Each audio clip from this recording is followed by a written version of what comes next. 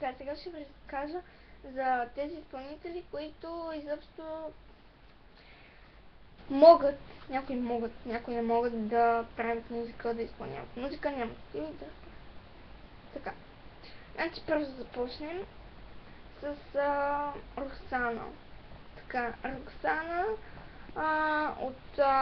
точно няма една година и в поп-фолка. Не знам какво е правила, че да дойде в поп-фолка.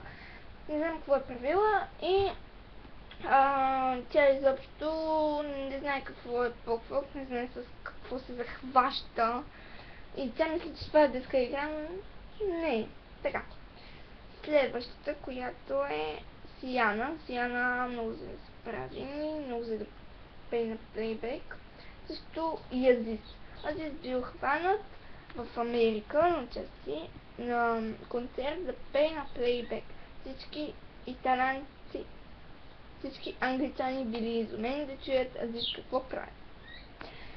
И така нататък, най-честната според мен е Ивана и някои, които не ги познавам, примерно Десислава. Десислава изобщо не я познавам, макар че и аз съм Десислава. Няколко песни съм чула и най-яката е...